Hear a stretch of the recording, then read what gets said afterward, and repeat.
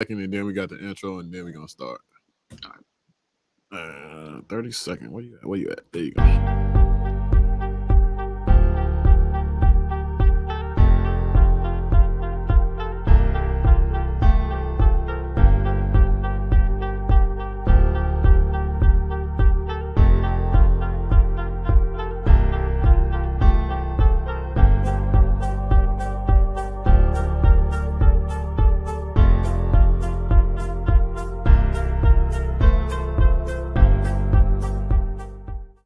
And we got the intro. "世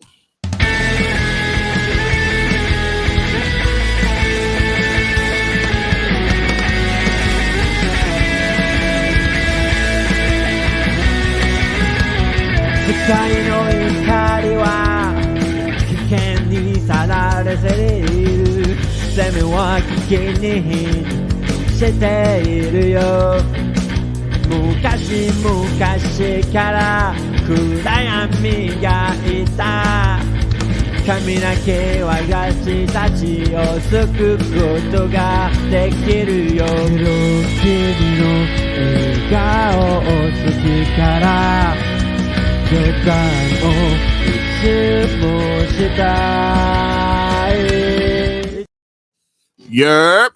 Welcome to another episode of Dread Dash Podcast. My name is Clint. My name is Mal. And we back with another special guest. Today we have Andre D. Sullivan on this Intertalk. How you doing today, sir? What's happening, man? How your day going so far? How your week? How your weekend? How your week?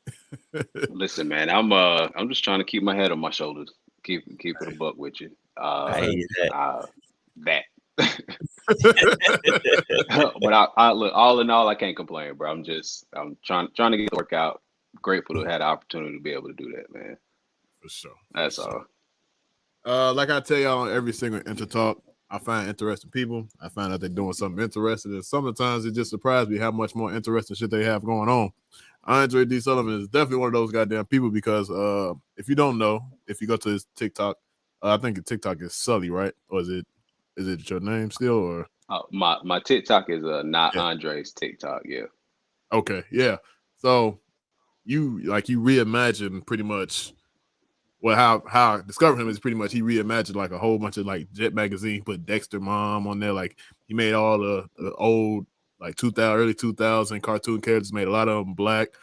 Like Kids Next Door, put them on like Jet magazine, Ebony, Yeah, freaking Double XL, and all this other stuff. And I was like, yo, them prints like dope as hell. yeah. I'm like, oh, we got a dope ass another artist. Like, oh, we gotta talk to him. We gotta holler at him, especially what he's doing. Like this shit cold as hell. And I was like, man, like Malcolm always, he be like, man, I don't think we're going to get him. I'm like, man, listen, I'm going to bug the hell out of somebody. I'm going to get a response from somebody. He be Nah, throwing I appreciate it. surprised. Hey, man, you gotta cash your rail out there sometimes, see what you can catch, man. That's all I'm saying. Straight up. Straight up, but, man.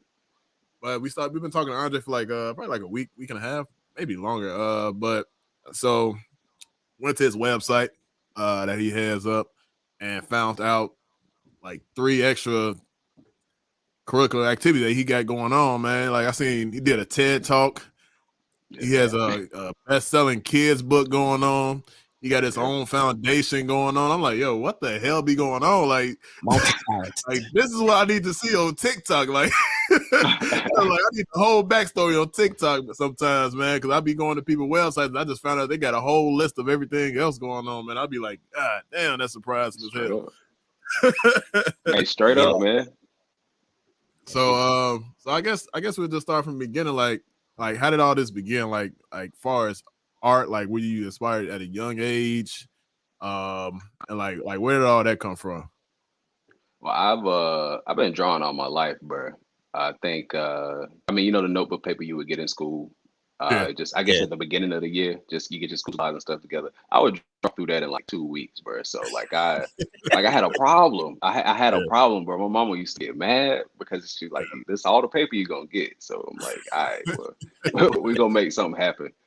And it's I don't know, it's always been a part of me, bro. My dad's a fantastic artist, bro, and he just put it down, like he don't do it no more. So anytime I get a chance to talk to him, I try to be like, "What you working on, pops? Like, what you got going?" Because he's definitely one of my favorite artists. Like Living or Yeah, Dead, like he's up that's there. dope. That's And dope. so Was it it might competition be with that though? hereditary. A Was it competition with like my pops. yeah, like yeah. Yeah, I might get you on this one. yeah, yeah. Now look, I'm supposed to be my ancestors' wildest dreams, right? Yeah, I'll do my pops. I got to. I like that. That's dope. That's dope. Nah, So, you from but South Carolina? So, do you draw any like inspiration, like being from the South, or being like in your area that you from and everything like that? yeah, a lot of my artists just derive from being black, being in the South. I feel a lot of my artists just like a representation. A lot of stuff I wanted to see on the shows that I was Mm. watching growing up. You know what I'm saying? We didn't have a lot of black cartoon characters, which is why I recycle a lot of them. I know a lot of people like, why you keep using this character? Use this character. Like, don't get That's mad all at I me. know. Get mad at That's all I you know, know. this is all I Yeah, got. But yeah. it's really interesting to be able to tell so many different stories with these characters, but it's Yeah. really just trying to shed a light on that lack of representation, bro. It's a whole bunch of shows I wanted to see and watch growing up as a kid, and I'm just like, bro, I guess now I just got to be the one to put it on the canvas so I can see it, see what it look like. You know? Yeah, I think that's dope as hell. I love your prints because it's the fact that you bring the nostalgia of this everything that we used to watch, everything that we pretty much grew up on, but then you also put the factor of you making the characters black. So now they even relatable. You got the nostalgia plus the relatable side of it going on. I think that's dope as hell. I really Not love to, Yeah, not to man. mention the Appreciate it, mashups man. too that you doing too. Like that the Aang and Huey. I fucks with Oh that. yeah. Oh, that's probably one of my favorite ones, bro. Yeah. That's I definitely one of seen it. my favorite ones, I man. think my favorite one is the Alpha Monkey. The Alpha Monkey joint. I Oh, love Dexter and I love all his side shows that he had going on in the middle of all that crap anyway. bro, But they that don't Alpha make Monkey, shows like that no more. they Wow. don't. They don't make shows like that no more, man. I think Dexter Got had like 4 different shows in like his one show, bro. I'm like, damn. Speaking of it was a Dexter, classic, man. I was scrolling down the prints. I was like, Dexter's mom. I was like, all right. It don't matter what color you make her, she's thick. Yeah, that's what I was like. Why All right. look? Why they draw her like that, bro? Bro, They I had don't they know. had to know what was up, bro. Why they draw her like that, bro? It's As not a kid, Pixar anymore, you don't know no better. You ain't even looking at it like that. You grow up a little bit like, Dexter mama had Hey, it. I'm going back and checking for episodes just to see what his mom is, bro. Hey. That's crazy. Man, what the hell I was just flagged? I was just flagged something I can't remember. All right, so as far as all right, so like I said, you have like a nonprofit. Like, could you explain that for me? Because I read a little bit about it, but I love to like just hear exactly what it is from the Yeah, man himself. for sure. So me and two of my partners, Justice Cox and Braylon Jones. Justice is a teacher here in South Carolina, and Braylon is a on-air radio personality at one of the radio stations we got here. And I was going on Braylon's radio show to talk about my children's book, and we just got to chopping it up. And bro, it's like, well, man, I always wanted to start something here that something I could leave, something I needed when I was a kid, when I was young. I was like, bro, I've been on the same wave, and I feel like maybe we were supposed to connect. You know what I'm saying? So I felt like it was divine intervention. We got together, just doing our interview, and then got to chopping it up about wanting to start something that we could leave. And then I got in contact with Justice because he invited me to his classroom to read my book to his students. And got chopping it up after that.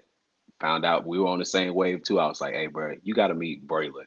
And so we all got together, chopped it up, and that's how Young Brothers Academy was created.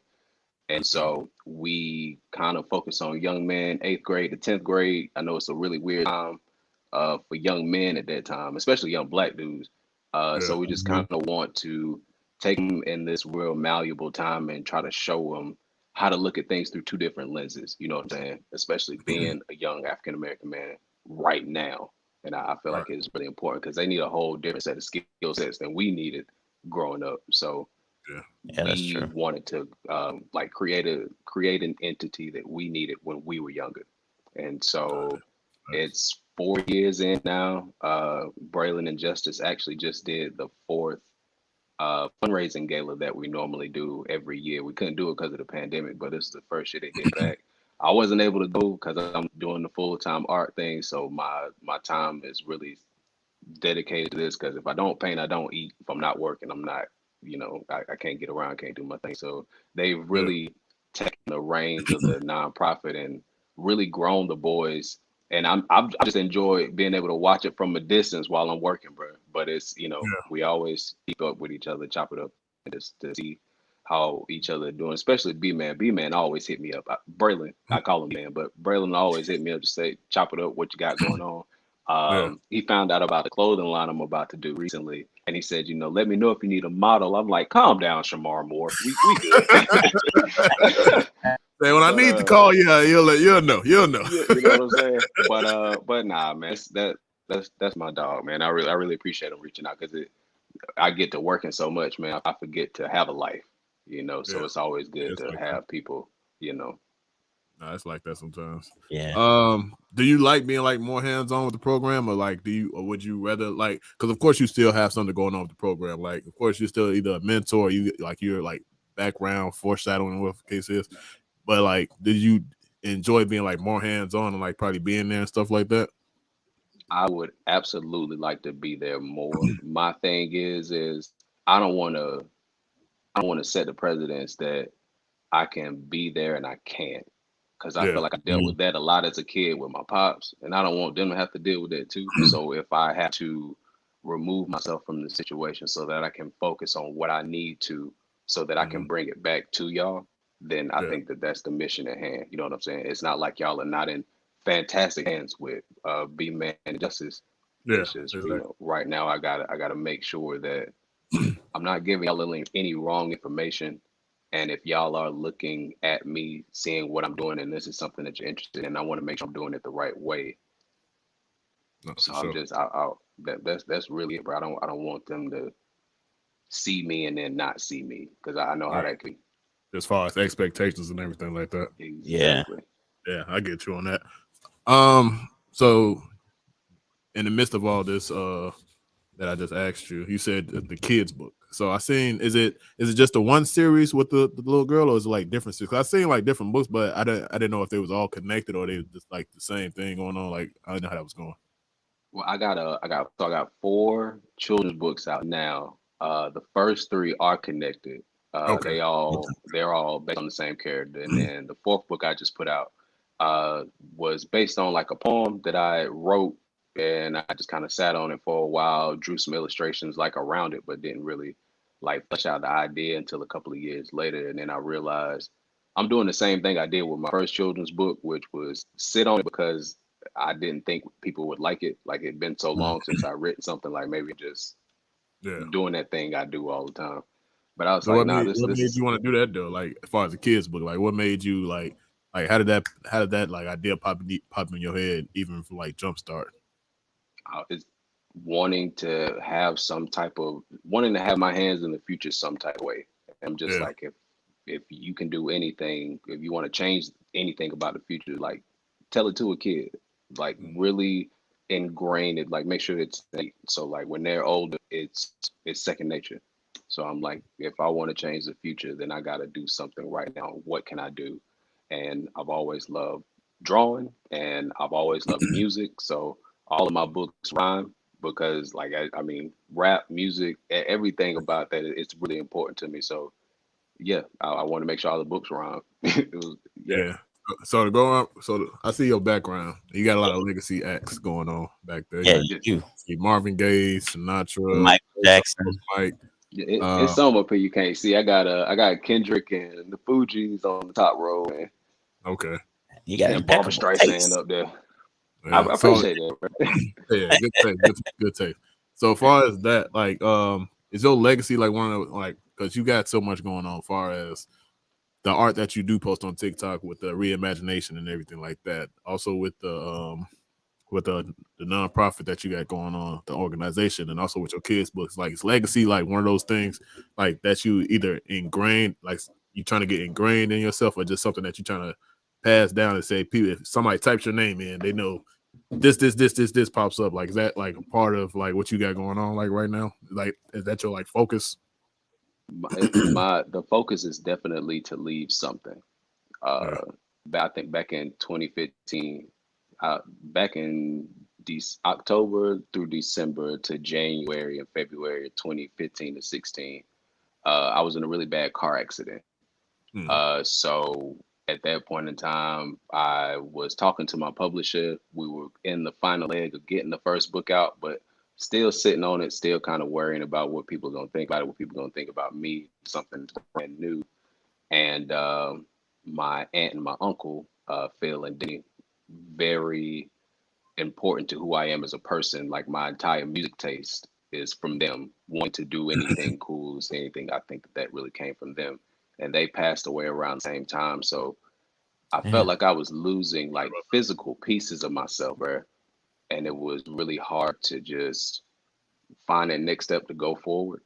And so I guess around that same time, 2015, 2016, January, it's actually my niece's birthday, January 15th.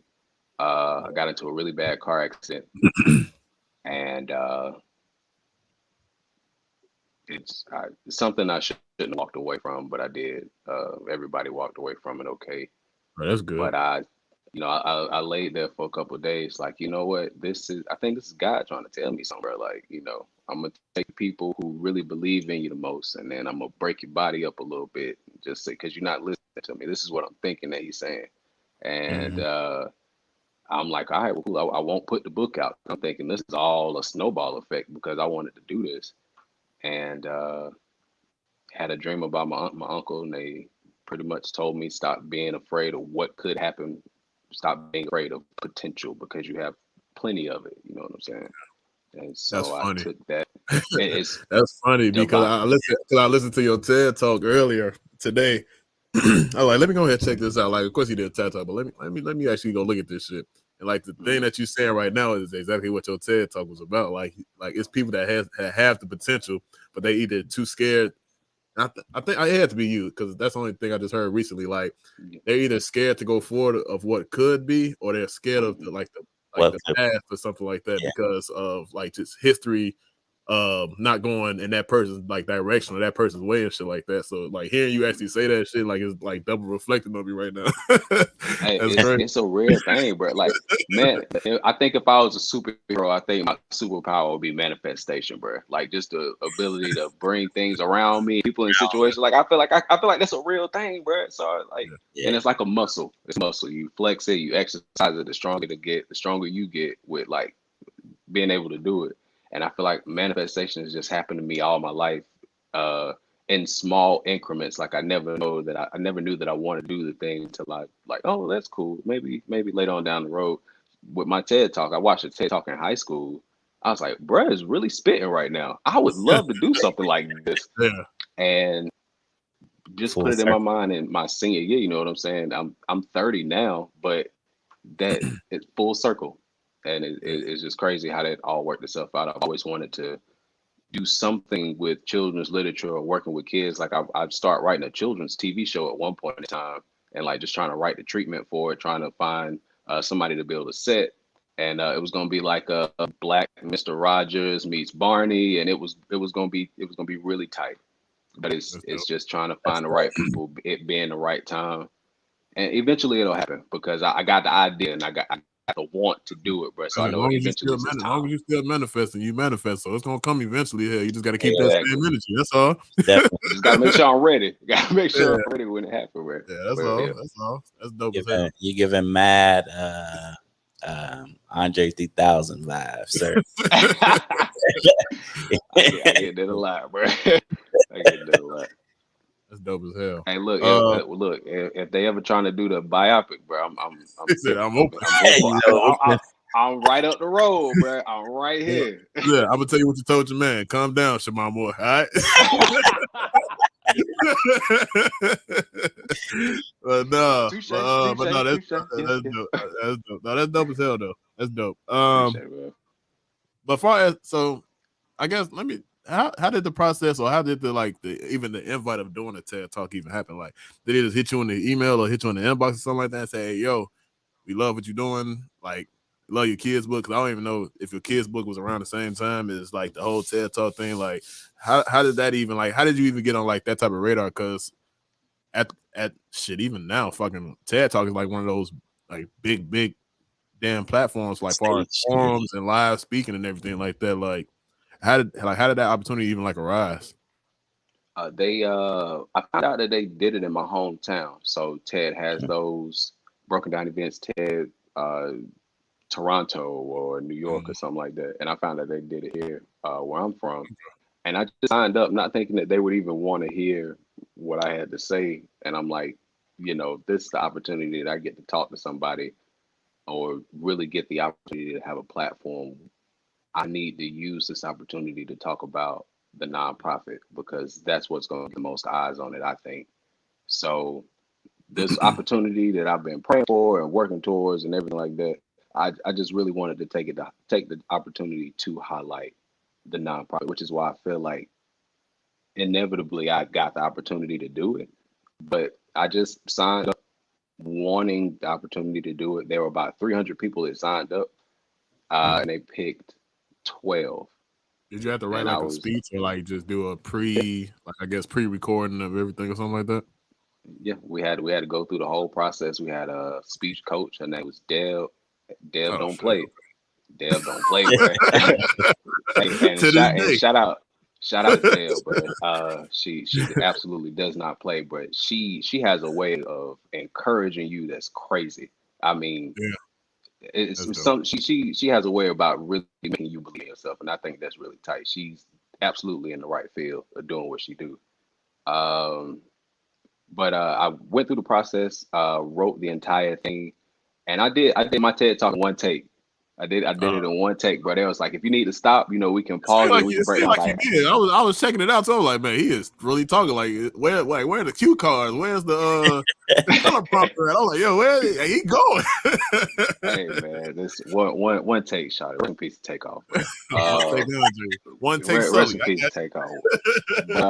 But nah, that was a crazy opportunity. I wrote the whole thing down. I got it somewhere in one of my sketchbooks or one of my journals or something, just be able to keep it. But I did speech and debate in high school, so that memorization is always going to be second nature to me. So finding the space, really practicing, trying to get it down, and we got out there and made it happen, bro. That's dope. Yeah, because I seen you using the like Parks and Rec and like The Office and stuff as your examples and stuff like that. I was like, that's different right there. I like that. Because I'm like, who really watching TED Talks, bro? So like, what can I use to really focus in on my message and what I'm trying to say? And I love them shows too, bro. And I feel like they got super relatable characters. I feel like everybody knows somebody like that.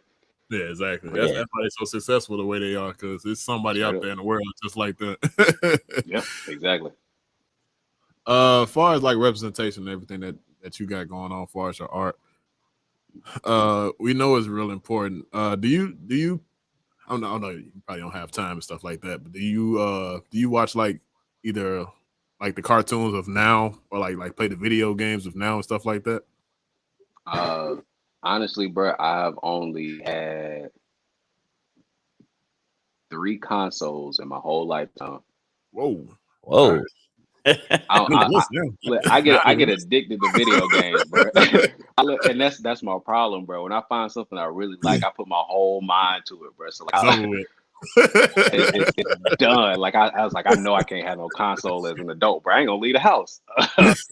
But it's I watch everything, bro. I try to watch a little bit of everything: drama, comedy, plays. I love theater stuff. I love Broadway stuff. I love like anything I can get my hands on that has to do with music, like the human experience and it being told from somebody else's perspective. Like I'm always trying to see it, bro, because I feel like I'm never done learning, done learning, bro. And I'm always trying to soak in as much information as I can. I want to be well-rounded. I definitely want to be well-rounded, bro.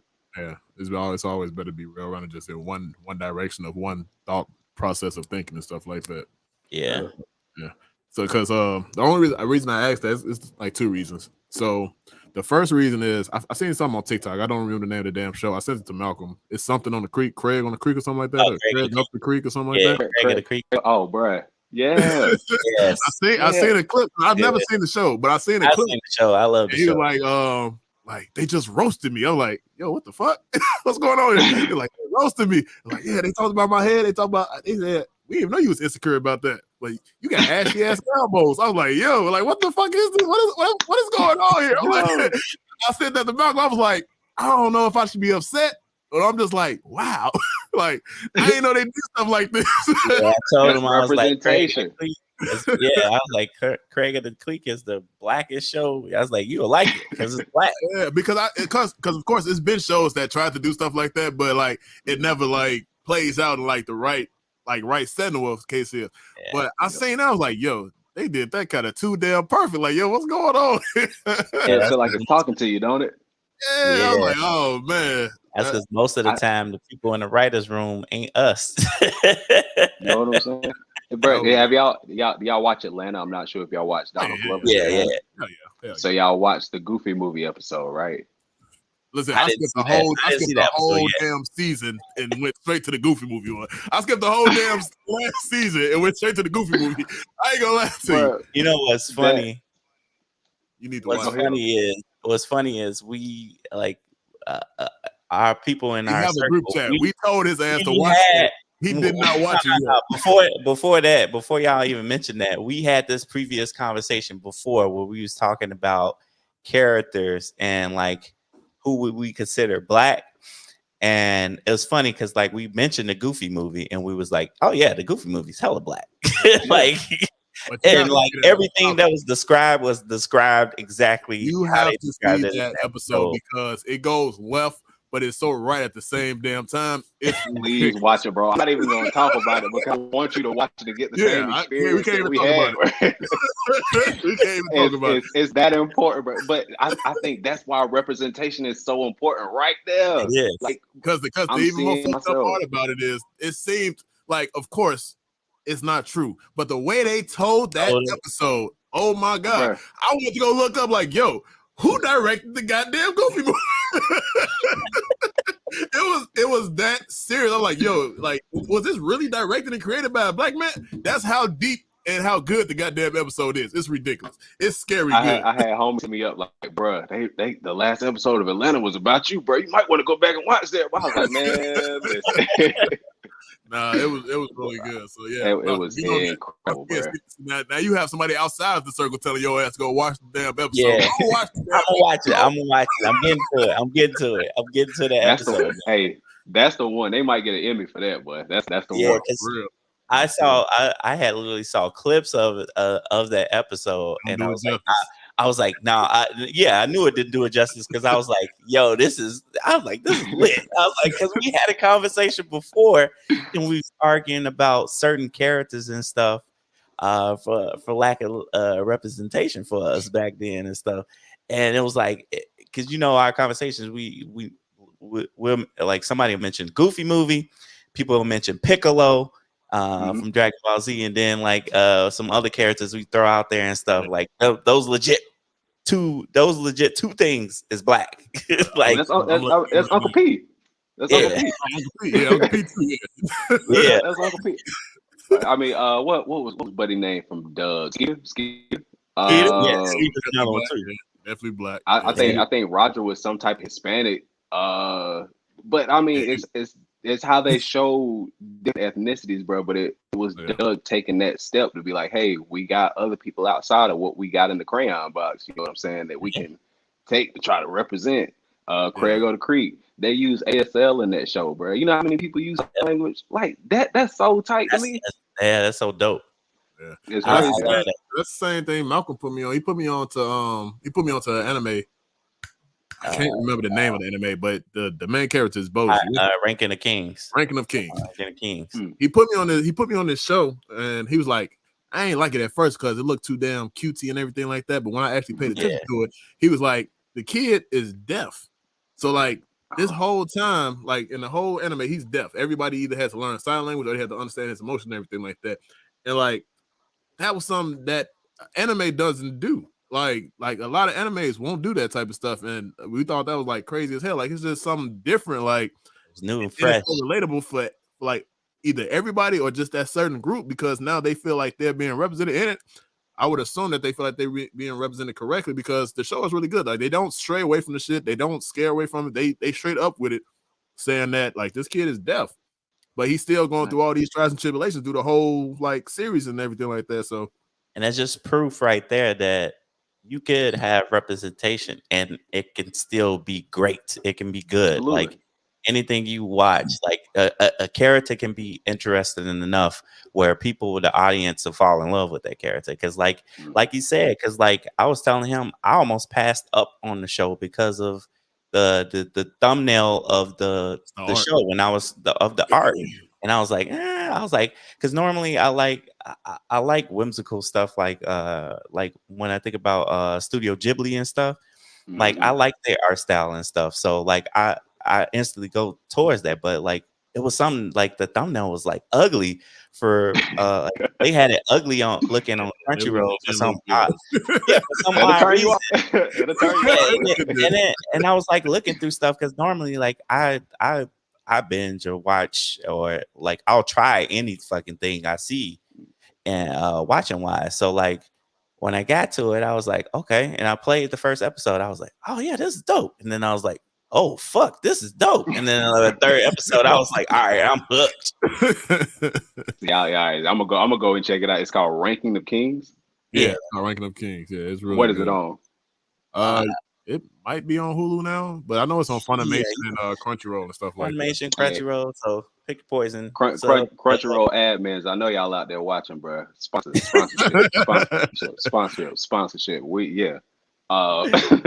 I would definitely check it out though. Yeah. I think I don't know. Bro, y'all's intro, that was fire. That was, bro. Thank you. That was incredible. I found the best person I could on Fiverr. Oh my god, bro. That was fire. Yeah, Fiverr be a lifesaver sometimes. I ain't gonna lie to you. I really like that. That made me feel like I was looking at like moving pieces of my paintings, bro. Like that was like that's representation right there. I mean, and Malcolm hates me because every time I go on Fiverr to look for a job that I need done, he's like, "Yo, how the fuck do you be finding these people?" Like, I'm looking for like the simplest shit. Like, I just need a little quick logo. Like, you get full blown animation on point. I'm like, how do you do that? Let's see it, Malcolm. I fired a lot of people just because they couldn't get things right. Yeah. I'm gonna get what I asked for. That's the thing though, because like I remember him having like a couple, bad experiences with a couple of them, but he went from like always finding the needle in the haystack to finding like the haystack in the needle pin. And I was like, how the hell did you find these like 1 in a million people like that are so fucking amazing and they give you exactly what you want versus like, I was like, man, you must have dug through a lot of trash. He's like, no, I honestly just I scroll down the list like I picked this one person and that was it. I was like, what? You didn't go through like 10 pages. Hey, Fiverr does a lot of vetting, bro. So I mean, you gonna get some good stuff. You'll get some good stuff. Yeah, you can't, and then Fiverr might vet you, but shit, I'm gonna vet you too. Like, hey yo,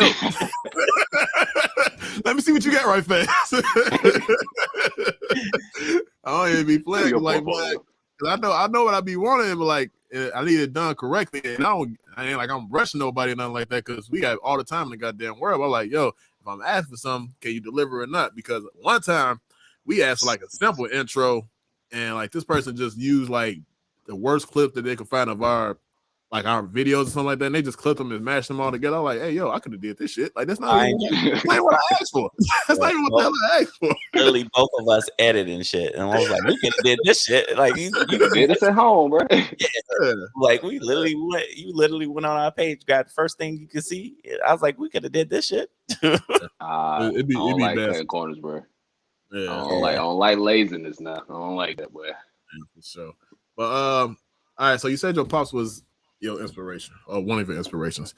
Like, who are your like other inspirations? Like, far as like just like to get you going. Like, man, I should do this and that. Like, because do you have your own type of like style? Because a lot of artists that we've talked to before, like they have their own style, and we be having to ask them like how did you come up with that? Because one guy named Jeremy Biggers, he does like self portraits, but he also does like a circle background and like kind of off spec of the picture and everything like that. So like, do you have like your own style and like who inspires you? Like who just how did you mold that style to like be like completely yours type shit? I really like Jean-Michel Basquiat, bro. That's a dude that I've really been studying since I've started painting, and I've only been painting for 2 years. Excuse me, I've been painting for 3 years now. So just doing research and trying to find as much information as I can about painting as a whole, so that I can get good quickly. Because like I said, if I don't paint, I don't eat, and I've been painting since 2019, so I ain't clocked in nowhere since then. So That's like amazing. I've needed to get really good really fast, and the only way that I know how to do that is look into the past. Like, what did they do? What did they do constantly? I know Picasso painted 500-600 self portraits of himself, so I'm like, okay, I'm gonna just keep putting out as much work as I possibly can, and eventually that muscle memory is gonna become second nature, and I'm gonna figure out how to get this product the fastest way, uh, without feeling like I'm cutting corners. Like, I want to have those 10,000 hours, you know what I'm saying? And I feel like I've probably had more than 10,000 hours just painting all day, every day.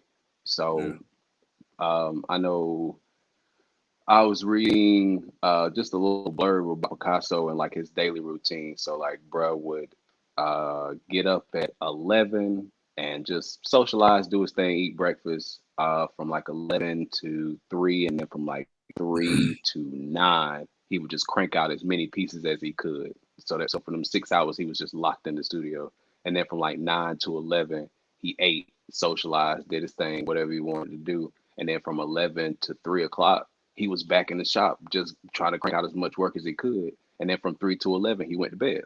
I was like, all right, cool. I'm gonna try that for a little bit just to see what I can come up with. And I came up with probably some of my best pieces, but I was tired. I ain't gonna hold you. I was absolutely exhausted.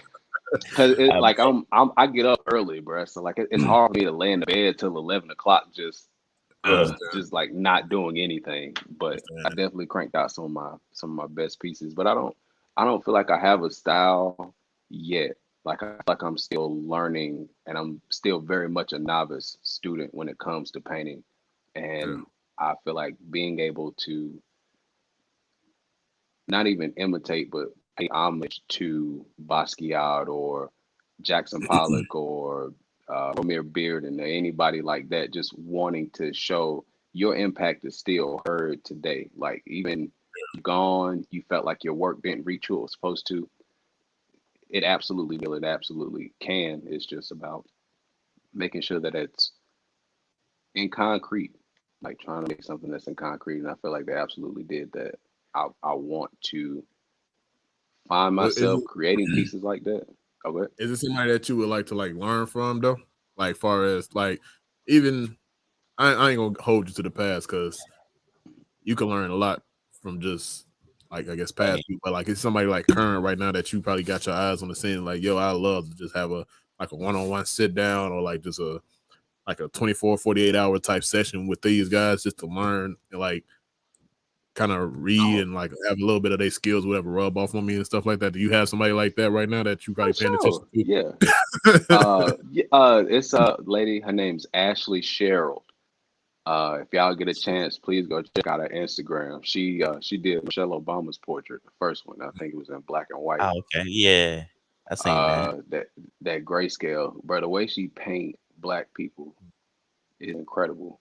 And I don't know what kind of brown or green or what color she mixes to create that skin tone, bro. But I mean, it's incredible. Shade. It is, and then her pops of color are different scenic things like cars and like desks and just different things that would take your eye to another part of the canvas. And I'm just like, that's beautiful. That's like she's figured out her thing. And so I mean, just to be able to sit under her, because I love painting black and white portraits outside of doing my mashups. Like, I just found that my mashups were the thing that people like to see on TikTok. Yeah, it's but popular. I really, you know what I'm saying? Like, I really enjoy painting portraits though. Like that's my bag, bro. Oh, that's dope. That's dope. I know it's something to be able to see people that you really admire or that you idolize in that type of way. Like I've painted numerous Jay-Z paintings. I've painted countless Biggie paintings. It's just seeing these figures that I really admire for their work ethic, and I've applied it to something else. Like it's like alchemy. I really enjoy that, bro. I like that. On the creative side, real quick, I know you do um, uh, writing as well. So, like for your writing and paintings and art wise, have you ever run into any like situations where you've had like writer's block or like a creative block, and how do you kind of get like through that? Like if you do have them. Uh, I have a majority of my blocks when I'm working on commissions. I think me trying to like fit my ideas in somebody else's box. Yeah. Mhm. I feel Are you like are you one of those people that's open? Like, because I'm pretty sure if you're working on commission, a lot of people not open to whatever the hell you got going on. Yeah, you feel Like, is that the roadblock that just like, yo, I know where this picture could really go. I know this ain't what you want, but I know you might fuck with this a little bit. Listen, what I try to do is exactly what people pay for, because I ran into the instance when folks was like, "This is not what I want. I did not blah blah blah." Hey, I'm all about customer service, baby. How can we fix this? You know what I'm saying? I just, but I want people to feel like they're getting exactly what they paid for. Yeah. But if I've like the last couple of weeks, I've just been working on commissions. I'm illustrating a book right now for somebody else, and I'm trying to help my homeboy get clothing line and everything squared away for that to launch off, and just trying to work on everybody else's stuff. I haven't had the opportunity to paint anything like new or like for me that I would enjoy. So right now, I feel like I am dealing with that creative block. So when I do find myself in that, I drop everybody else's stuff and I work on something that I want to work on. Like it's just as simple as that. Like I can't shake it off unless I can see something that I actually want to see, bro. You know, does that make any sense? Yeah, my wife's an artist too, and she feels like she's in prison when she does commissions too, because like she's like stuck. She's stuck in that bubble. She likes doing commissions, but then it's like other times you don't have the freedom to like cut loose and let loose and like things that you know are great, and the creativity that you have that you could do to like this piece. You know, sometimes people be like, you get those customers that'll be like, oh yeah, I'm for it. Dude, like you got free range to do whatever the fuck you like. But those are like the diamond in the rough. Then you get the regular folks I love. Yeah. Then you get the regular Joe Smos. They be like, I just want this cookie cutter like specific thing. Like and they don't want it the stray, like you add one color, they'll be like, but that's not what I wanted. See, those are the people I like to look out for, bro, because they're the ones normally that really want a piece, but it may be outside of the price range right now, anything like that. But what I like to do is ask people, well, just tell me what your idea is and go check out my website, look at the canvases, let me know what size you think that you might like. Ignore the pricing. Now, if I tell you to ignore the pricing, I'm about to look out because I like your idea more than I want your money. You know what I'm saying? So I'm ready to work like on this and even probably get paid max. I really want to see this come to life because I heard your idea and now I need to come to life. I need to see this now on paper. But see, folks will go to my website. They'll look at the canvas sizes. They'll look there, and I know they'll still look at the pricing and be like, I want this super small canvas, but I want 13 people on this 11 by 8. I want this what I need. I'm like, bro. Hey, baby, that ain't gonna fit, baby. That ain't gonna fit, baby. I will do a 3-foot canvas for you within your budget, and I'll pay for your shipping because I appreciate you even taking the opportunity to reach out and ask me to do something like this. That's my thing, bro. If people just lean into it, I promise you, I'm gonna catch you. I'm right here with it. I'm right here. I got you. That's love. That's love. That is love. Straight up, bro. It could be different. 2 questions. I don't mean to get negative. Hopefully, this doesn't get too negative. Whatever case is. But like, so far as you showing the representation of like all the older cartoons and all these other, I guess, predominantly white or other races, whatever the hell it is, like whatever cartoon character it is, you know how the fuck people is today, you know how the internet is today and everything like that. Yeah. And I would hope that you don't have to deal with this type of shit. But like, do you see any type of like negative response when you do your paintings and you do like post them and everything like that? Like, do you get any type of negative response or anything like that? Not really. I mean, honestly, no, not really. Bro. And I'm gonna knock on wood right now because I don't want the shit to start either. No, that's why he was saying that he didn't want to bring that negative. I have to ask though, because this is the world we live in. Like somebody will find the negative in something so fucking beautiful for no goddamn reason. Like that's just the fucking world we live in, unfortunately. And I hate that shit, but that's just the type of shit that people be on. Like it makes no sense, but I just have to ask sometimes. I feel that. I like to kill folks with kindness too, bro. Like I'll make you sick of me how nice I can be to you, bro. So like there are folks that go.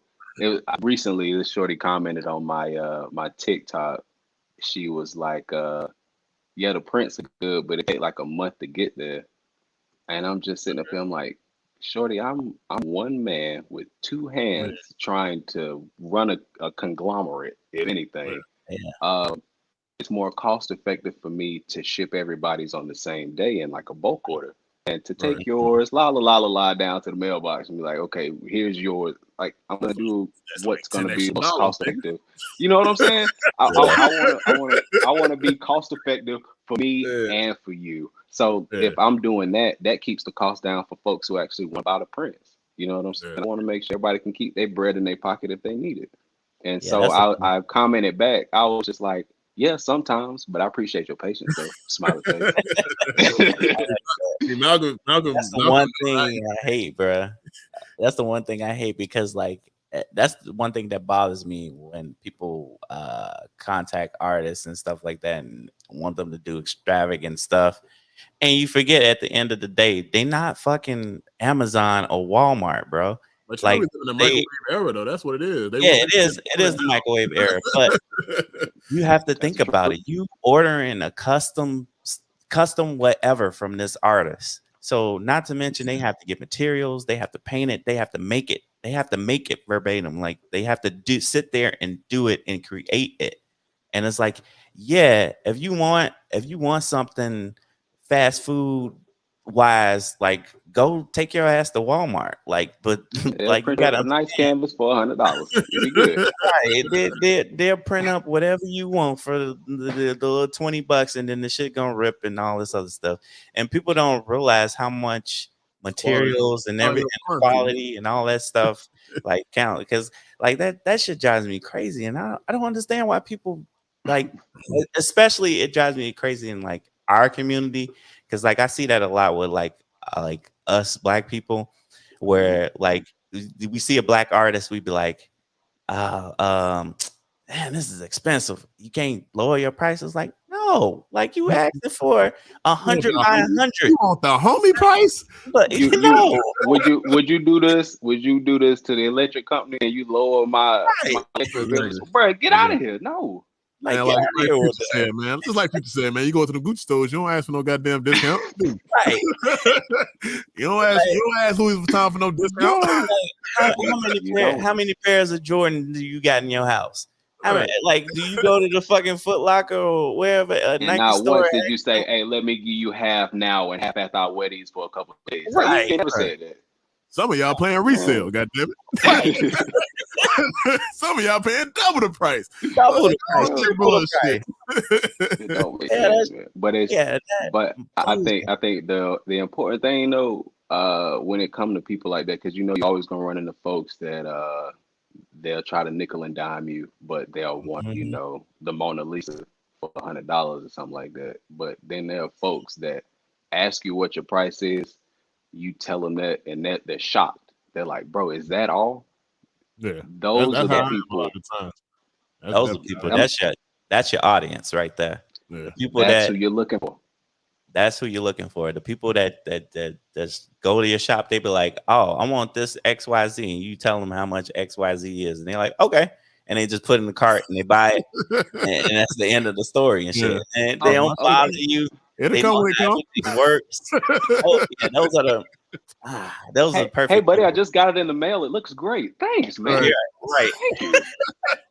5 stars while you're at it, buddy. 5 stars. Come on, man. Like, you know what? I'm gonna get 10 more from you, brother. There is a guy who buys my paintings like that, bro.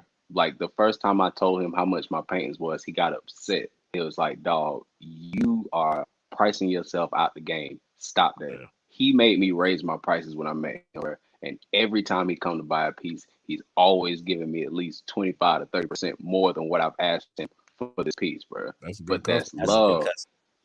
Oh, that's good. Hey, That's his love for brother real. has bought pieces from me, man. His kids love my art, bro, and it's just that word of mouth, that relationship, and I'm always gonna look out for him. I'm always gonna get him the homie price, bro, because That's he's love. looking at me as if I'm a Value. world-renowned artist, bro. You know what I'm Yeah. saying? That's value. The value. But no, shit. Listen, of course, I don't pay attention. I pay attention to the numbers, but I don't pay attention to the numbers. So you have like the following on TikTok, like you have the views and everything like that. So you are a world-renowned artist. Don't ever get that shit twisted. Plenty of people have seen your art, but at the same time, the only reason I don't like numbers is because the numbers don't really mean shit at the end of the day. It No, Because don't. you have all them numbers, and it is what it is. You're still a regular person at the end of the day, but you are that person though. Like people are coming for you for that art, and they know why they coming to you. Like Yeah. my boy Ant, he finna drop something now. And when he drop it, y'all better buy that because it's gonna be fire. Listen, man. So that's what they coming to you for. They know why they coming to see you though. Yeah, I can't tell you how many times I've seen like artwork from like different artists. Like I told us like when he told me he was gonna actually be on the show. I'm like, oh, okay, cool. Like, you know, when normally he told me it's like an artist name, I'm like, man, I don't know who that is. I But showed it work. funny thing is, he showed me the work. I'm like, oh, that's what it is. Okay, like I follow this page, I follow this page. I'm like, bro, Yeah. I didn't know the whole person behind this shit. But I was like, I've seen like several renditions of like his work, and that's the crazy shit about it. Like you might not think you like big, but like You big, bro. yeah, your shit spread out our corners of the internet, and like people recognize certain things. So it's just fucking crazy. Like when you actually see the person, it's like damn. Yeah. I appreciate that shit, man, for real. Like that. Thank you, bro, for real. So I'm gonna ask you this, and I'm not asking for the homie price. I just want to be clear about that. I want to be clear. Like a true nigga. It's like, all right, I gotta give him the warning. I gotta give him the warning because Malcolm know how I am. I'm a little bougie bitch. I'm a little bougie bitch. I am. I ain't gonna lie about it.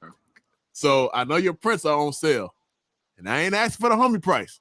But how much like do you charge for like the originals? Like because I know your prints are going for like $20 now. I think Sunday might be the last day or something like that, right? Tomorrow, tomorrow's the last day. So I know your prints is going for 20, but how much does your like originals go for? Like how much do the originals go for? Because I'm a bougie little bitch. I like the originals. I'm sorry. I like the artist name on the back. I like the 1-on-1. Like I don't play about like when I buy art, I really buy the art. Like I really invest in that shit. And Malcolm knows this because I probably got like 4 pages from his wife. I got another guy I found on freaking Instagram. I'm like, yo, how much for that Luis and Biggie and the goddamn Coogee sweater? I need that. Like I need the original. And that's just how I am. I think well, I only do the prints after the original sales. So that's just how. So I'm just saying, keep it in that same realm, like you're saying, like you want that 1-of-1. I want the person who buys that original to feel like, okay, I got this 1-of-1 canvas is the only one that exists, and then I'll start doing the prints, and I'll only do a select number of those. So even the folks who are getting prints, they still have that exclusivity. Man, I gotta catch you on a good day, then. Nah, you good, CJ? You good? Just come up with something original. Come up with something original. Hey, come up with. Hey, listen. I want the old shit. I had a homie. I had this dude hit me up on Instagram. He was like, "Hey, bro, I got an idea for Huey. I got it for Huey Freeman and Samurai Jack. I was just like, that would be hard. That would be hard. I like that, and so I did it, and it's hard. I did not nickel and dime that man. I said, and the thing was, he bought 3 paintings that day. So I said, bro, it's not about the bread. I love your idea. I'm gonna be fine. Let me do this for you. let me get this on the canvas, bro. That's dope. That's dope. It's that, man. Yeah, that's dope. Yeah, but I'm a bougie little bit. I like the one of one. Like the canvases. Let me know. Let me know what the idea is, bro. I'm always down to cook something else. Yeah. Now, when I come up with it, don't be scared now. Yeah, I'm telling you, right? He threw some confidence. He threw 2, 3. I got his wife in some heat already. Crazy thing. As soon as she posted it, straight mad heat. Like everybody was like, it was straight controversial stuff. I got like 2 of them. I got one with the Ghostbusters logo. What the hell is it? Oh yeah, I got the Ghostbusters logo, but it's like a KKK. Yeah, like KKK ghost. So, yeah, that's flavor. Yeah, I got her. I got to go for that. I like that. I got 3. Shit, I got 3. I got a Confederate flag on fire, saying "Don't be sore, you lost the war," or we lost the war, or something like that. I got in trouble for that. No. And I got another one. I got another one that says FTP. I don't know if you ever paid attention to like the Chicago news, but like when the riots and shit was going on, there was like a guy foot working on top of a cop car, and like the cop car was on fire and shit. So I made her draw that, like the cop car on fire, and she put FTP on it. And she put a whole bunch of news articles on the painting as well, talking about like this killing this. Cause it had to be for something. I can't even remember what it was, but it was during that time of like riots and shit going on. Like I had her paint that for me and shit like that. So I got in trouble like 3 times, but I tell her what I want, and she does it. I'm like, all right, fuck it. We posted this. Playful, bro. Every single one of them ideas was playful. I like it. I like it. Man, but that's time, bro. Hey, so y'all up there, I'm trying to think. It's a gallery that followed me recently, and they host artists. Would it be Cherry Art Mountain? Called Pose? Oh no, you talking about something else? Yeah, it's a couple art galleries up there. Yeah, it's a couple. That's the crazy thing about Chicago. Like you might find one that just do a pop up for like a weekend or something like that, and like you'll never fucking see them again, type shit. So and see, that's what I don't want to shout them out, and then they don't exist no more. Oh, your wife has a question, Malcolm, in the chat. She says, "How do you feel about others that intentionally attempt to mimic your work?" Mimic it if it's good. You don't care. If it's good, that's cool, because I feel like I'm doing the same thing when I take like the cartoon illustrations. Like originally that was someone's idea, and I'm just putting it in my own style, trying to make it current. You know what I'm saying? Yeah. Is there a difference? Do you find between like mimicking and just straight, just like a person just straight trying to do what you doing because like you making money, and they just like trying to just be the McDonald's and shit, just trying to like push it out, versus an actual artist person that like is inspired by you and just like trying to do your same style? Do you feel like there's a difference, or are they kind of like in the same boat? I feel like it's gonna show in the work, because a lot of people can do a mashup, paint it the 2 colors, give it an outline, and say, "Hey, this is mine." I like to give cartoons actual flesh tones and shadows and highlights, and try to bring it to my style, while also paying homage to that original work. Like I am working on, it's kind of a realism, but there's a cartoon effect to it because it's something that's really important to me. So yes and no. I feel like there's a fine line, but I feel like some artists they're sticklers. Like, don't you touch my work? Don't you do this? Nothing like that. And then there are some artists that are like, I'm honored that you would even attempt to do something like that. Yeah. Like I know Basquiat. I got a small book of just Basquiat quotes. It's called Basquiatisms, and one of the quotes in there said, My subject matter is royalty, heroism, and the streets." I said, "But that's beautiful. that is beautiful, bro." Yeah, that's right. And I go back and I look at all of these things. He's just putting pieces of the things that he saw in his everyday life into his pieces: gas signs, a soup can, instructions to something, how to bake a Jiffy cornbread or something like that. And he would just put it into the pieces. But these are just things that he saw every day. Is that mimicking? Somebody had to design that ingredient thing for the box. You know what I'm saying? I feel like it all gets into what you feel. That's why art and like cooking is like kind of one in one, because like this ingredient has always been there. It's always there. It's probably been there since the fucking beginning of time. With case is what you do to this hand, like it's somebody that can either improve it or just add something new to it. So it's gonna always connect in a certain type of way. That's why I like art and cooking. I think those are two brands and things that like kind of mix into each other a lot. For real. Like I tried to paint Basquiat, like technically just looking at it and trying to paint it color for color just to see if I could replicate it. Absolutely not. Bro, and it's done. He had an organized chaos that he painted with that made something look. He took something that was technical and made it look improvised. You know what I'm saying? That's a skill. That's an art, bro. You can't teach that. That's something that has to be innate. And I feel like I'm finding that thing to, like, for my own self. Like, people ask me, well, how did you make this that? I don't know. I sit down at the canvas and I mix my colors and I get the stroke in it. You know what I'm saying? And say when you're done, I look at it and say, "God damn, that look good." and a lot of the time, not that. A lot of the time, it's me like, man, fuck this canvas. Why did I decide to paint this? A lot of the time, it's that. But I couldn't tell you how I did it or anything like that. I'm genuinely, I feel like I'm a vessel for the Most High. Whatever the idea is, it's gonna hit me like lightning. I'm gonna put it on the canvas as quickly as I can. It's gonna reach who it's supposed to, and if it doesn't, I still have a fantastic painting in my house. That's true. And that's just where I'm at with it. You know what? That is a real good correlation, CJ, the cooking thing. Because when he was saying that, I was like, yeah, when you watch the best cooks, in my opinion, are the people that be like, when people be like, how much seasoning did you put in? I don't know. I just stopped to that. Them auntie and grandma recipes. Yeah, that should be fire. Yeah.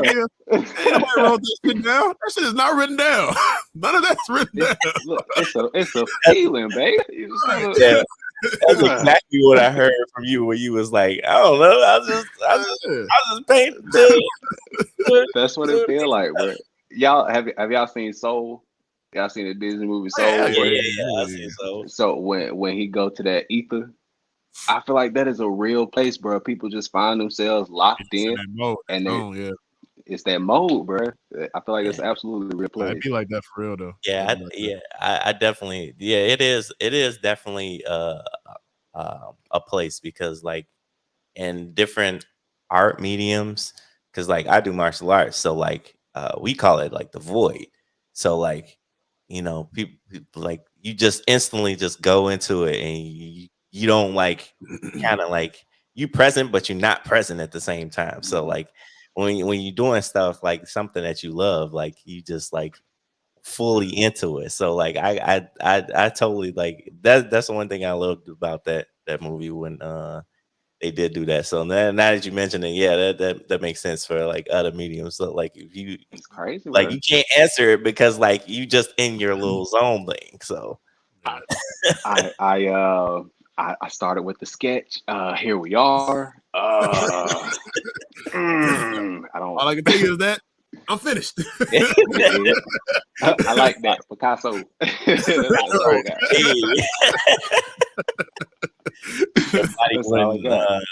Your body went on autopilot. It's just like yes, it just took over. That's exactly what it is. And then autopilot went off when you done with the piece. and you just looking at it, he was like, how the fuck did I get this? Hey, I watched my TED talk like that, bro. I was like, who is this nigga on this name? I've never. I pronounced all the words right, boy. I ain't slip up or nothing, boy. I'm like, God, I was in the zone. And it'd be something in the air, bro. Once you realize that you're at the end and you're about to wrap it up, and it's like I've done this thing as well as I possibly could, and it doesn't seem like I done fucked it up yet. You really close it out. It's an incredible feeling, bro. Because I feel like that's that meeting point of opportunity and preparation and the Most High, and just giving you that meeting point, bro. Like you did it. You did it of your human experience. Like it always feels good when you beat your anxiety ass. But you beat your anxiety ass, it feels good sometimes. I ain't gonna lie. Like a superhero.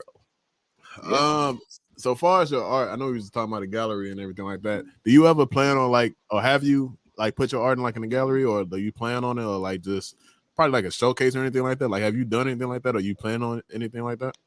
I've done a couple shows here, just in my hometown. I've only done 2 exhibitions, two of my own personal exhibitions. I was just recently in a show that closed last night. I put the Daffy Duck Cameron piece.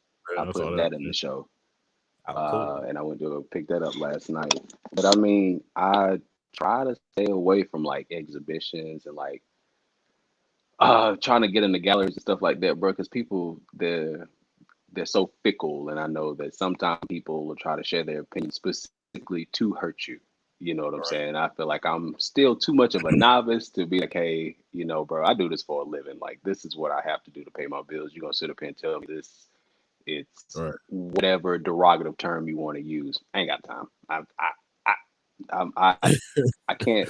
I'm doing something right now where I can't live in a realism. Like, I have to live in a perpetual optimism. And I know that seems crazy, but you gotta hype yourself up. You gotta hype yourself up. You gotta say it. You gotta keep hyping yourself up. That's all it is. You gotta believe it, because ain't nobody gonna believe it if you don't. Yeah, exactly. That's all it is. Straight up. Yeah. That's dope. I want to say, I think I had one more fucking question, but I can't remember what the hell it was. I gotta make sure to get y'all's address. I'm gonna send y'all some socks. Socks. I got a line of socks that I do. They all custom designs and stuff. I gotta get that for you. They in the mall down here. But I'm gonna go grab some and shoot them to y'all. I appreciate the opportunity, for real, bro. No problem, man. We appreciate the opportunity. Trust and believe. Yeah. When I be casting them emails and those DMs out, trust and believe, they don't get answered. Straight up.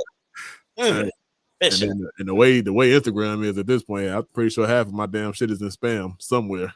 That's the shit I don't like. But recently one of my pieces got liked by the Smithsonian of African American Art. Oh shit, that's dope. So I mean, somebody out there looking at it. Which one was it? The Biggie Smalls Spider-Man. That's dope as shit. That's dope. Yeah. I was like, hey, New York legends, bro. That's dope. That's dope as hell. That's dope. Well, I guess I can ask you, which I know this might fuck your head up. You might got a clear choice. You might got a clear choice. What's your favorite one that you've done so far? Your favorite art piece that you've done so far? Ooh. Damn. Fuck them up. I was right. That's like asking me which one of my kids I love the most, bro. Come on now, we all know that answer. Oh, it's all right. It's all right. It's okay. It's okay. Let me stop. I ain't got no kids, bro. Let me stop, man. Because the interviewer surfaced years later, and I actually do got kids. Daddy, where's your favorite? I was like, I think my favorite piece that I've done so far, it'll probably going through the pieces. It'll probably have to be that Nipsey Hussle piece I did. You said which piece? It's a Nipsey Hussle piece I did. He okay. With Rick. Halo. Halo. Oh, Halo. Oh, hold on. Let me go. I don't think I've seen that one. This one where I did, he got a halo, and I did the jacket he has on is kind of like a Basquiat style, but it's all representative of him. So it has how old he was when he died, Crenshaw, Okay. Slauson, all kind of stuff that were important to him. Yeah, and the I one put you that sent. all in his jacket. Yeah, the one you sent. Okay. Yeah, that's definitely one of my favorite pieces, and I don't know, bro. Nipsey was different, bro. Their work ethic was something crazy, bro. And I feel like him and Kobe and Michael Jackson, bro, like they had something completely different when it came to working and work ethic, bro. And I feel like I'm trying to tap into that, bro. Like I'm trying to get to the point where I don't get tired. I just put out the work consistently. So the funny thing is that me and Malcolm always say, you know that scene from the Avengers when Bruce turned around and said, "I'm always angry." That's our thing. Like we always tired. It is what it is. Still gotta get up. Still gotta do what we gotta do. Shit, I'm always tired. It don't matter what the hell it is. I'm always be tired here. Yeah, I think to this day, my wife hates that I could just fall asleep on the dime. Oh yeah, no matter where I'm at, she hates. What does it feel like to be God's favorite, bro? What?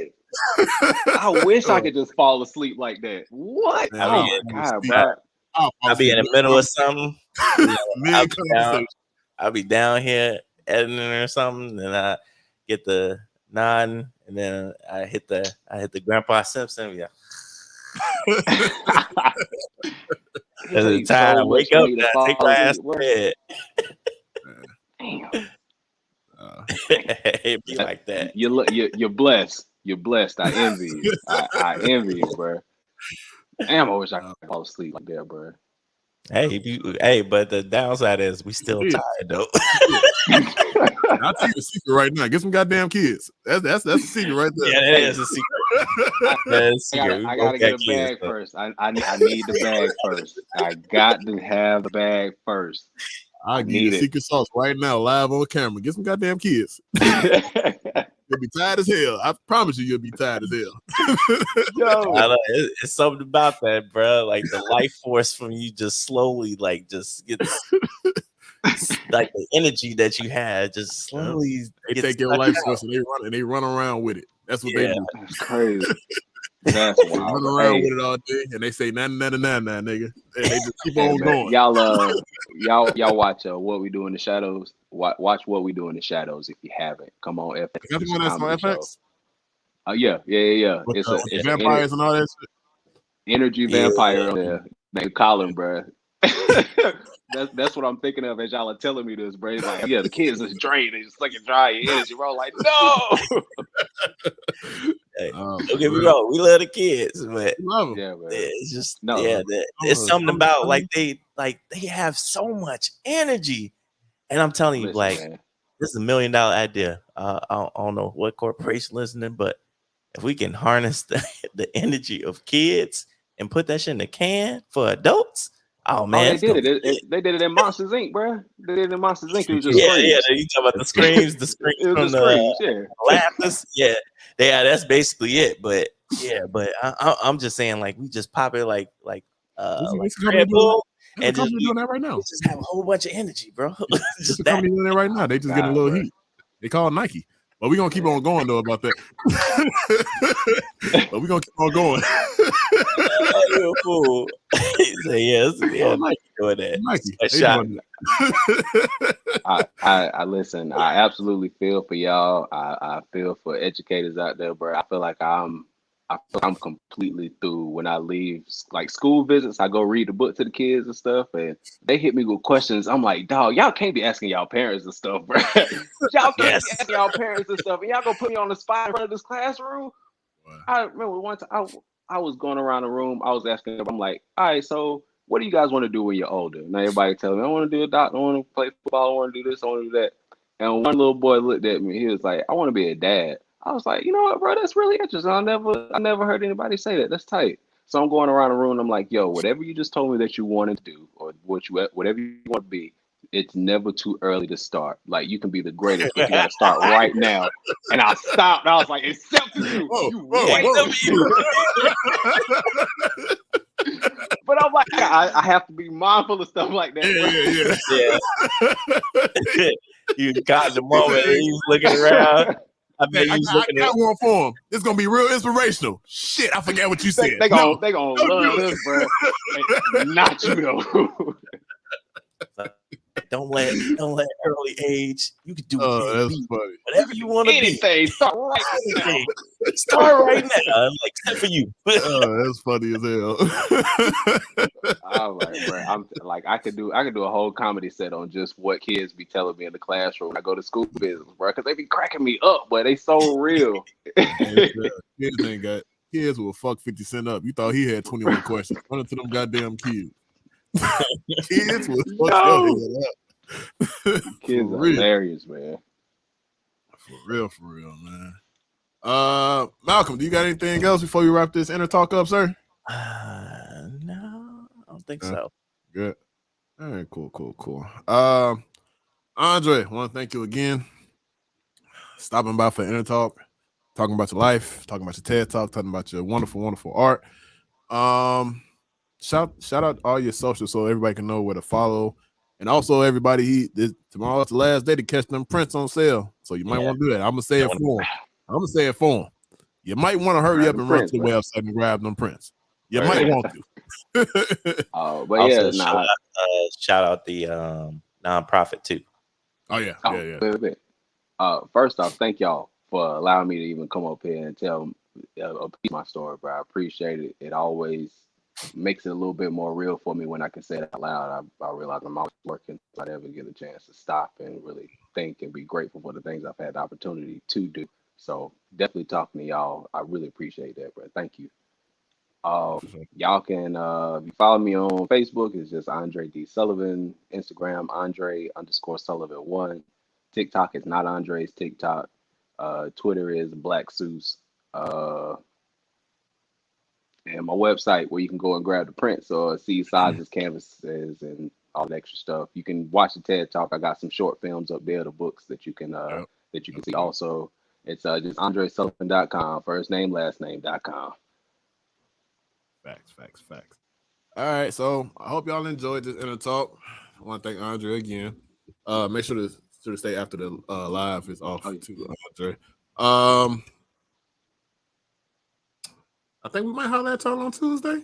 If we don't holler at y'all on Tuesday, I think we're gonna holler at y'all on Thursday. So we might be coming up with another interview. But yeah, y'all know sponsorship. Anybody. Feet finder. Damn it. Fiverr. Damn it. Fiverr. Anybody. We will take it. But no, man, like, subscribe, hit the bell, Dread Dash Podcast. My name is Clint. My name is Mal. We out of here. Make sure to like, subscribe, hit the bell, all that good stuff. Y'all know what to do. And we'll be posting our next interview on Instagram, TikTok, or wherever the heck y'all decide to find us. Y'all will see it because it's going to be coming. But we want to thank Andre again. And we out of here. And like I said, tomorrow's the last day for that sale. He has fire on his page. Y'all might want to go cop. $20. $20. Yeah, might want to go cop. So get them customs. Oh yeah, get the customs. Yeah. Yeah, man, we out of here. Dread Dash Podcast. We'll holler at y'all next week sometime. All right, for sure. Deuces.